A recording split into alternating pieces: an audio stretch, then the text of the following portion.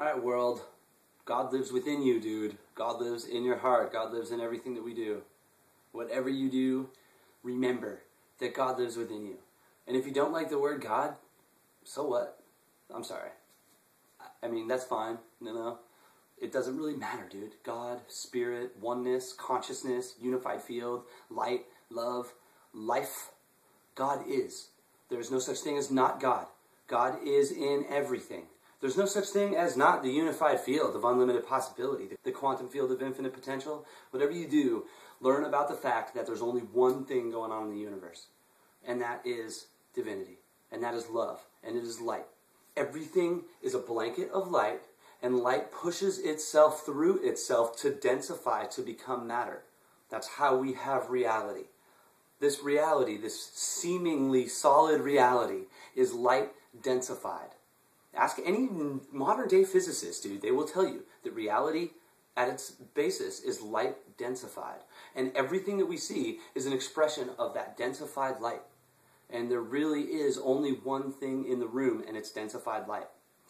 And then if we look at our world and look at the amazing things that are going on around us and look at how the body operates and how the brain communicates with the heart, and the fact that when I touch something, that feeling was sensed in my brain before I felt it in my wherever I felt it. And my brain sent the signal to the spot where I'm having the feeling. My brain sensed it before I felt the feeling and sent the signal so that I have a simultaneous reaction of feeling. What is that about, dude? That is some God stuff going on. That is a mind at work. That is an intelligence at work. The unified field of light isn't just inanimate stuff and then we all just haphazardly evolve out of it, and one day we have humans walking around after having fish and reptiles and apes and whatever, dude.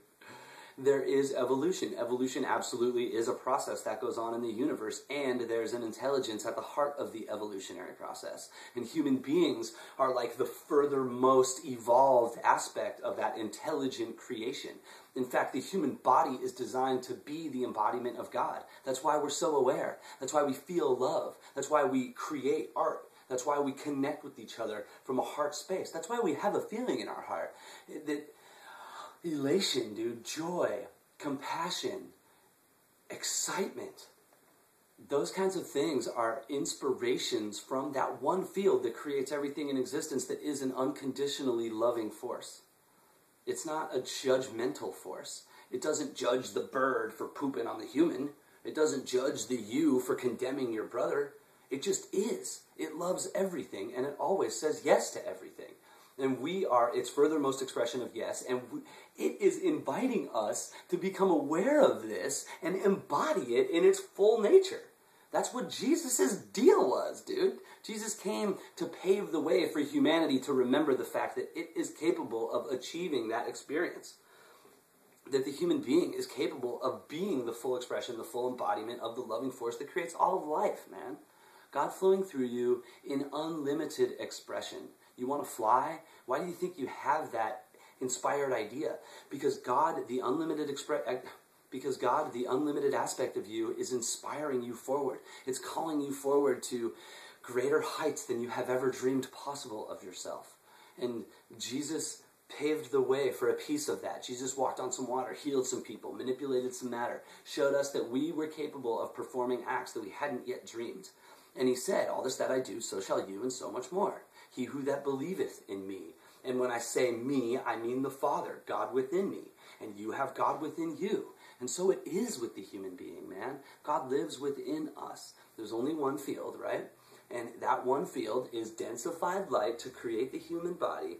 Our consciousness, our mind, thinks from the unified field, from the everything that is, dude. Everything that's ever been created or destroyed, thought of, felt, experienced, all of that lives in the unified field, lives in the God mind. And the fullness of that is flowing through us in every moment. We think from that mind. All of our ideas, our ability to communicate, comes from that infinite divine mind.